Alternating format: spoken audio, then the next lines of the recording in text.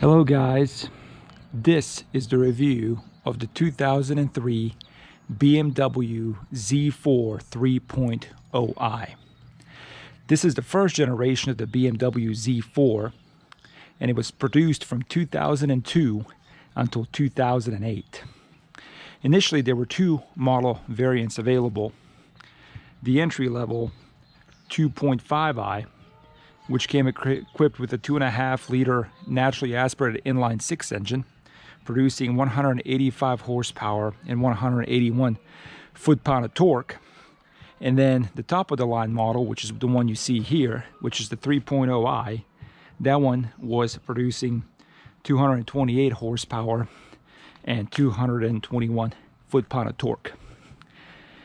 In 2006, BMW released the facelifted version of the Z4, or as BMW calls it, the LCI, and the 2.5 liter was replaced with a 3.0 liter 3.0i, but that particular 3.0i was a detuned version of the one that you see here, producing 215 horsepower and 184 foot-pound of torque. So the horsepower went down by about 13 horsepower, and the torque went down significantly. And at the top of the line, regular Z4 that came out in 2006 was the SI. In that particular model, the M54 engine that's in this car was replaced with the N52 engine, and the horsepower went up to 261 horsepower and 232 foot-pound of torque. Also in 2006, BMW released the M versions of these cars, both in roadster form and in coupe form. And those cars were equipped with the S54 engine that was found in the E86 M3. And that particular engine was producing 338 horsepower and 269 foot-pound of torque. So I know I just threw a bunch of numbers at you, but there were a lot of different variants and versions of this particular car throughout its 6-year life cycle, but this is the one that started it all. So when BMW released this particular car, it was a successor to the BMW Z3. The Z3, of course, became known and became famous thanks to its role in the James Bond movie GoldenEye. But the Z4 wasn't a direct successor per se to the Z3. Instead, it was actually a replacement to that car. BMW effectively ended up scrapping the Z3, ended up making a brand new car, which was this Z4.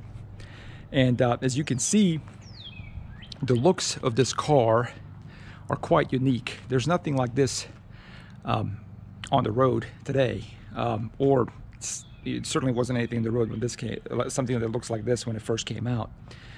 Whereas the Z3 had those classic good roadster looks, the looks on this Z4 were more avant-garde. The car is bigger, it's wider, and it also looks meaner. It's got these sharp angles and also sharp lines. But I think the car looks really good. When it first came out, the design was a little bit controversial, as was the case with pretty much every BMW that came out in the first decade of the 21st century. That whole design era was dubbed the Bangle era, which was named after their head designer, Chris Bangle. And so a lot of these cars, you know, initially when they came out, they were different. But as time has passed, I can tell you that a lot of the cars that came out during that era and that were heavily criticized at the time look really modern even to this day. And I love the way this particular car looks. If you look at it, it's hard to capture how good this car looks on video, and it's even harder to do it in pictures. You really have to be standing in front of it in person like I'm doing now to really appreciate the presence that this car has. This car is low. This car is wide. and this car just seems planted. It looks aggressive, it looks mean, it looks like it's moving even when it's standing still. It's got it's got those classic roadster proportions that make the car look good. It's got a very wide wheelbase for the size of the car that it is. It's got very short overhangs on both sides there, at the front and in the back. Very short overhangs. You can't really say that about the existing Z4. The design of this car, I mean, it's dominated by this long bonnet, by this long hood. It really has a long hood, and when you look at this car, you know exactly what its layout is, and that layout is a front-engined, rear-wheel drive sports car. And probably the closest competitor to this car when this one first came out was the Porsche Boxster. And Porsche Boxster looks very different than this car, partially because it has a mid-engine layout. So in a Porsche Boxster, the driver pretty much sits in the middle of the car because the engine is behind the driver. This being a front-engine rear-wheel drive setup, the driver is pulled back. They're sitting right in front of the rear axle. So it has a very different look than what you would find in the Boxster. But all in all, as I'm sure y'all can tell, I am a huge fan of the design of this car, and I think it's going to be one of those cars that's going to be remembered. It's not a car that you forget. It's not a design that you forget. If you were to compare this to the Z4 that followed, the e85 generation, that car was probably more classically beautiful and better looking than this particular car, but it looks somewhat forgettable compared to the design of this car. So let's take a look on the inside. This being a convertible, it's pretty easy to kind of show you what it looks like with me just walking around there. But yeah, this is a pure purpose built sports car. Okay, this really should be, and we'll talk about this in a minute. But this really is an ideal third car. It's a great weekend car. It's a car that you know, it's basically an occasion every single time you drive it, especially when you drop the roof down. And you know, that's kind of what this design here indicates. Let me do a couple more close-ups just so you all can see kind of what those lines are. But yeah, I think it's a great looking car.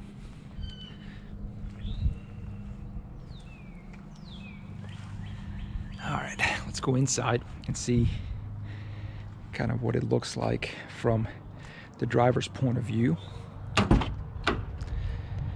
All right, so you've got some storage right here. Got my sunglasses right there. And here's the steering wheel. I love the steering wheel. The steering wheel kind of has that look, a throwback to those old roadsters of the 50s and the 60s. It's kind of a skinny wheel for the most part, except the 10 o'clock and 2 o'clock notches. And it also kind of has, it protrudes towards you, so it's really got that cool roadster look. You also have, you know, the manual transmission here, handbrake. Again, who would have thought when this car came out that, you know, a decade later you'd be hard pressed to find a car that has an actual handbrake. There's a storage compartment here. I'm gonna have to fix this latch, so I'm not gonna open that today, but it's a pretty nice latch for your sunglasses and cell phone and things like that. And yeah, that's kind of what it looks like on the inside. Here's the convertible top, and when you sit in here, all right, here we are. Let's do that thump. Oh yeah. So anyway, really nice interior.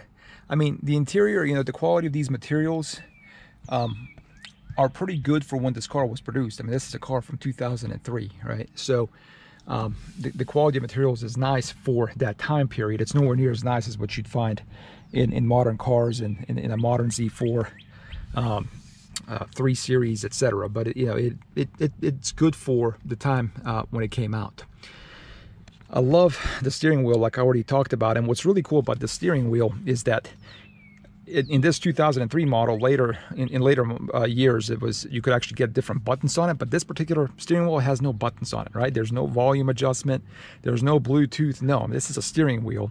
Again, this is a purpose-built sports car. This is a car to enjoy on the curvy roads, mountains roads, canyon drives, and that's what it is. Here, you basically have the speedometer on the left and the ref counter on the right. In the middle, you've got, you know, a few, you got your CD player, radio, air conditioning.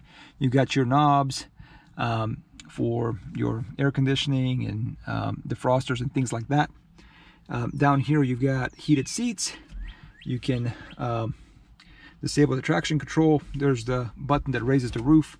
And then there is the sport button. We'll talk about that in a minute when we take it out for a test drive. Ashtray. It's got these flimsy cup holders.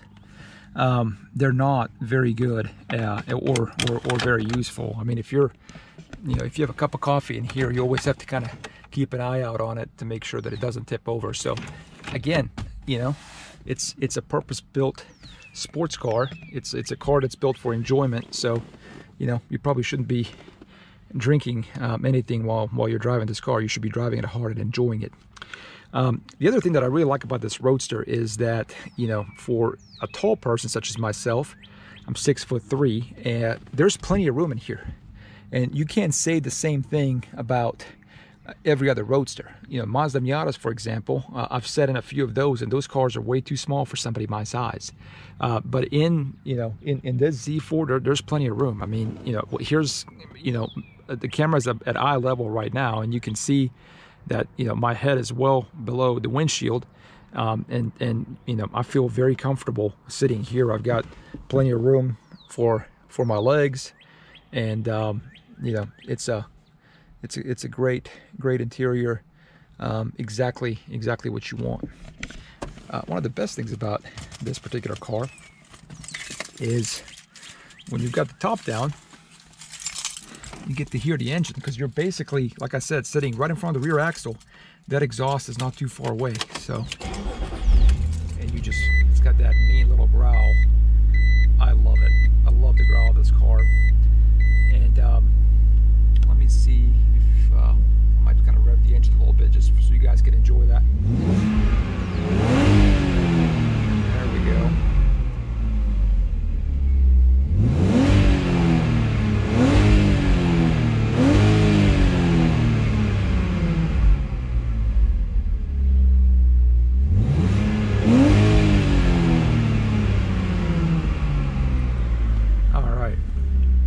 I also want to take a minute to show you what the car looks like with the top up, and I'm also going to film that action. So for this particular car, it came with an automatic top. So if you want to convert it from being a convertible into a closed roof car, all you have to do is push this button, and let's show you how that looks.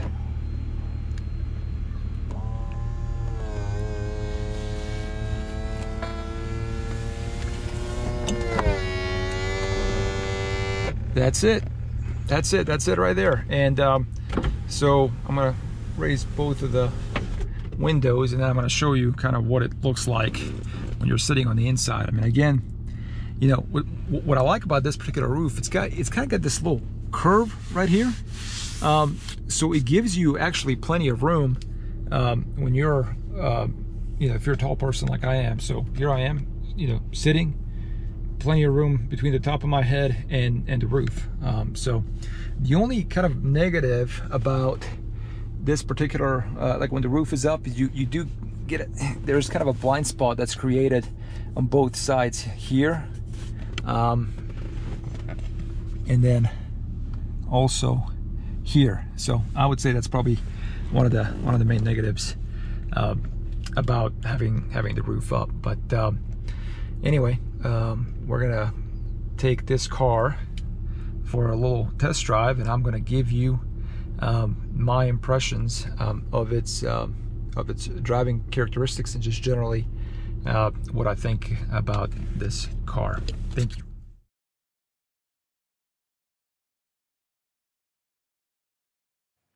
All right, guys, so this is going to be the driving review of my 2003 BMW Z4 3.0i. I fully intended to give you this review as I was driving the car from the cockpit of the car, and my goal was to give that review with the convertible top down. Again, this is the review of a Roadster, and I wanted to give you all a sense of what it was like to be inside of that Roadster as I was giving you more information about the driving characteristics of the car and my impressions of the car. Unfortunately, the wind was really strong, and after I returned from the test drive, I discovered that you could barely hear what I was saying. So to that end, this is going to be a voiceover of the review that I'd given as I was driving the car here, and hope that you enjoy it. Before I get into the driving characteristics of the car and generally what I think about the car, I want to give you a little bit of background information as to how I ended up owning this particular car. About 5 years ago, I started looking for a third car. I wanted to find a car that would effectively serve as my weekend car, a car that would be fun to drive, and a car that would, be different in the way that it felt from, my daily driver, which was the BMW 3 Series that I recently did a review on. And at that time, I was really looking at purchasing a Porsche 911. I had my eyes set on two different generations of the 911, the 996 and the 997. The 996 was, of course, a cheaper and more affordable, but the 997 was a better car. And I ended up test driving at least 2 or 3 different 996s, and I test drove 2 997s. And in both of those models, I ended up test driving both the coupe versions of those cars, those 911s, and also the convertible versions of those 911s. And I was kind of torn in terms of, deciding whether I wanted to purchase a coupe or a convertible. And in fact, I was leaning more towards purchasing a convertible 911. But the 911s are pretty expensive, and the ones that I really wanted to get was a 997, and that car was at least $35,000-$40,000 used at the time that I was looking at it, and I still wasn't 100% sure whether I wanted to purchase a convertible or a coupe. So in lieu of spending $35,000 or $40,000 on a third car, and not being 100% sure whether I wanted that third car to be a convertible or a coupe, I decided to look at some other options. And in particular, I started looking for some roadsters to figure out whether I really was into owning a roadster, whether I was looking at these 911s because they were convertible cars, and if so, were there other alternatives out there that would be maybe more affordable but still give me the same type of enjoyment and what I was looking for in that particular car, and or whether it's I really wanted the 911 and I wanted that 911 to be either a convertible or a coupe. So I started looking around. Of course, the BMW Z4 had always been on my radar. It's it's a car that I was familiar with from the day that it was released, and over time I would see it on the street, people driving it, and every single time I saw the car, I started liking it more and more. And then about a couple of years ago, an opportunity presented itself, where I could purchase this car, and I pulled the trigger, and here we are. So just a little bit of background as to how I ended up owning this car. Now, for the second part of the review, let's talk about the driving review of the car. I may kind of pull a Jeremy Clarkson from Top Gear / Grand Tour type of a review here, in that I may begin by telling you some of the things that I don't like about the car, but ultimately conclude that I'm very happy with the purchase of this car and the way that it drives. But kind of to begin with, this particular car, even though it came out in 2003, it was really a precursor of what was to come from BMW in its later models. To begin with, this particular car comes with an electrically assisted steering rack. So it doesn't have a hydraulic steering rack setup like a lot of BMWs did around that time, and even the E93 series that came afterwards, after this car came out. BMW for some reason decided to give this car electrically powered steering, and what that has resulted is a steering that's simply just not as good as it is when you have a hydraulic steering rack. The car has this, it's got this weird dead spot in the middle when you're driving around, and it, in addition to having that kind of dead spot that gives you a little bit of vagueness of what the front wheels of the car are doing. The steering is also very light, and consequently you don't really get as much of a feedback driving a car with this type of a steering setup as you would with a hydraulic steering setup.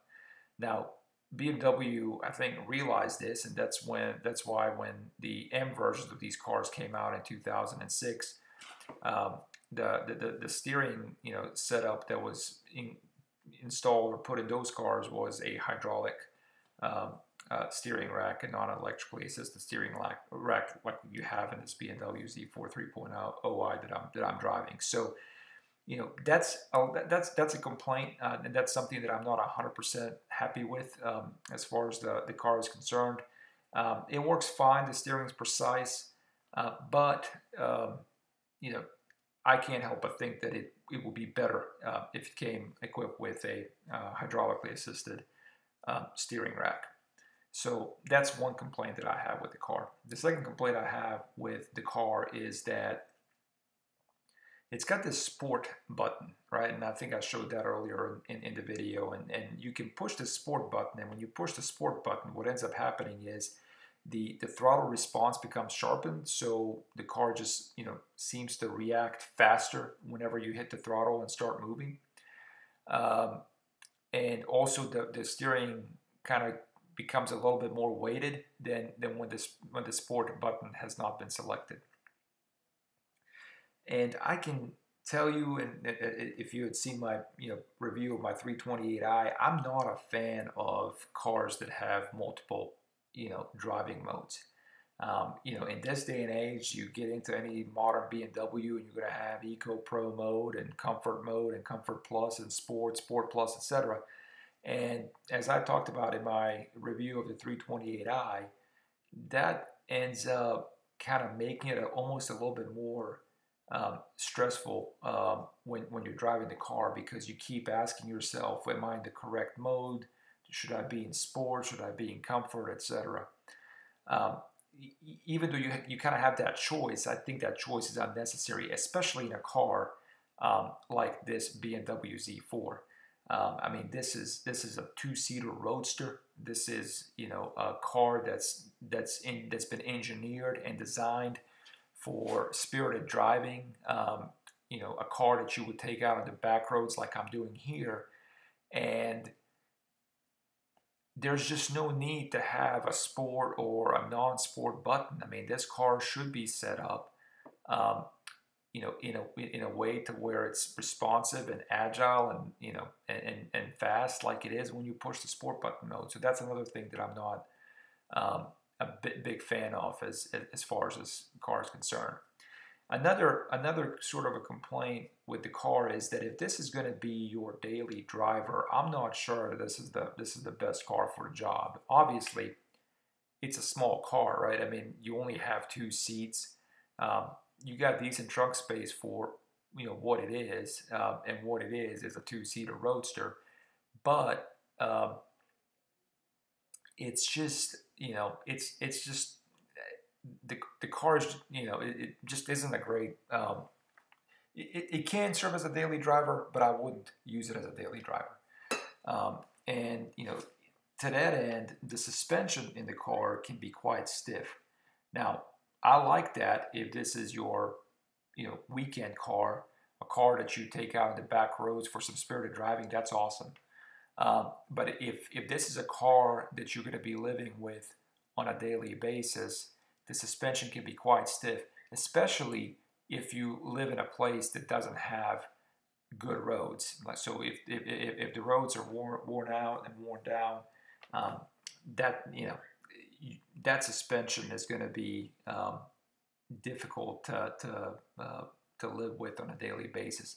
It gets to the point where I drive this car if I'm on a bad stretch of road, and there's some potholes or just some unevency in the pavement. I sometimes brace myself for impact. That's how stiff the car can be. Another issue with this car that I'm not crazy about is that while this car is very quick, and it'll especially when you're driving on the back roads like this, or even from a traffic light, it goes it gets up to speed very quickly. Whenever I'm on the highway, the car is a little bit more, for some reason it doesn't feel as stable as my 328i does. I think part of that has to do with the shorter wheelbase, so the car kind of has a tendency to tram a little bit left and right,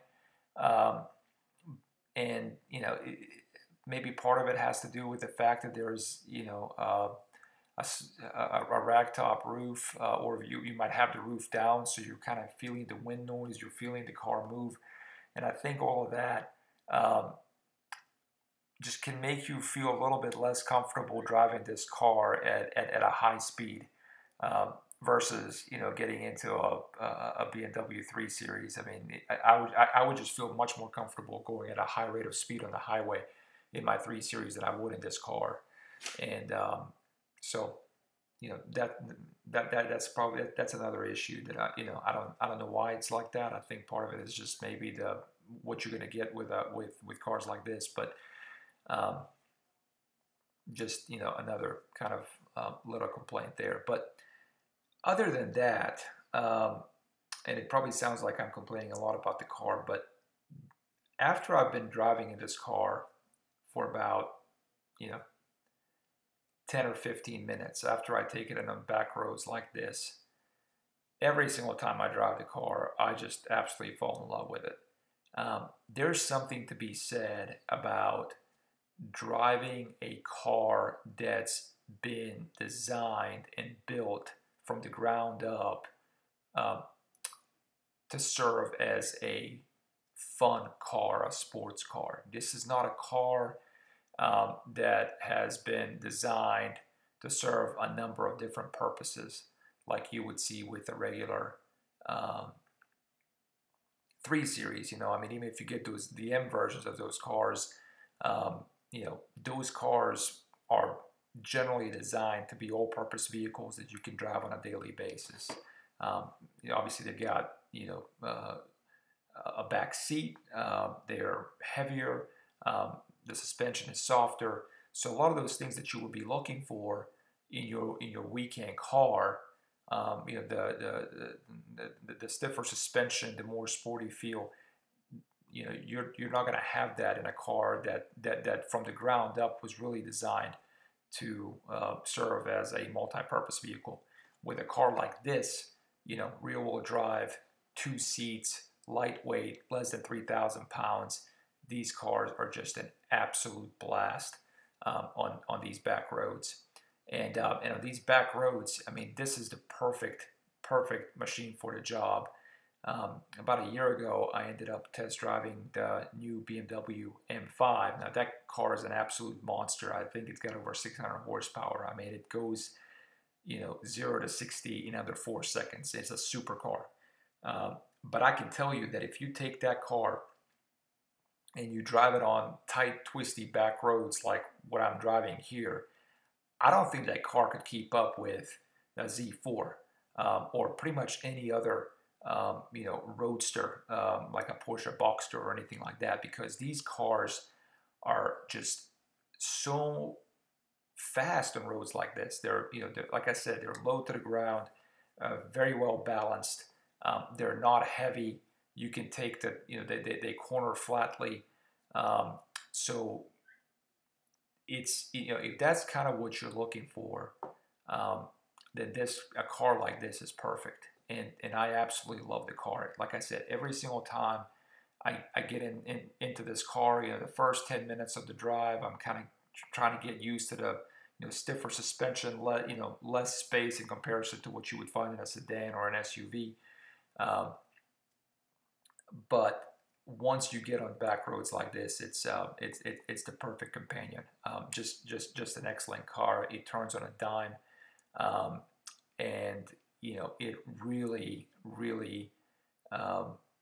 gives you a sense of speed, a sense of movement, and it frankly feels like you're driving a go-kart when you're in one of these cars.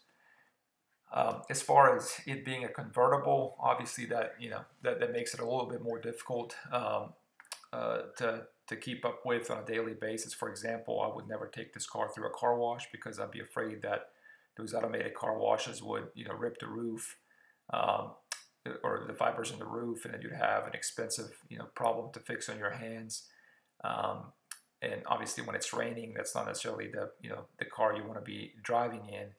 So roadsters come with it's a compromise type of a vehicle. But again, if this is going to be your third car, your fun car, and if you live in an area where you can get where you can drop the top down for a number of months in the spring, in the fall, or even in the summer, it's definitely the way to go. Because when you're driving a convertible car, and if it's that third car, that fun car that you own, and that's why you bought it, it kind of gives you this sense of occasion, and makes the car just an experience, and really fun to drive on these back roads, and you get to enjoy the beautiful scenery.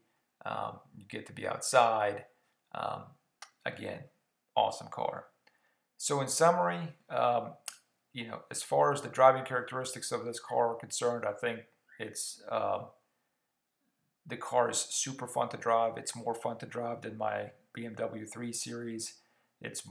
I find it a lot more fun to drive than the latest generation M5 that I test drove. And there are not many cars that I have come across and driven that are as fun to drive on the back roads like a car like this is. And I think that probably would extend to pretty much any type of a roadster that comes with a rear wheel setup. I've test driven Boxsters. Those cars are super fun to drive. Boxsters, and also Mazda Miatas. They're super fun to drive. So I think you can't go wrong with a rear wheel drive, two-seater, purpose-built sports car. So that's it for the review of my 2003 BMW Z4 3.0i. I hope you enjoyed it. If you did, go ahead and hit that like button, leave a comment below, subscribe to my channel, and be on the lookout for future videos. There's going to be a lot more comment coming your way. Thanks, guys.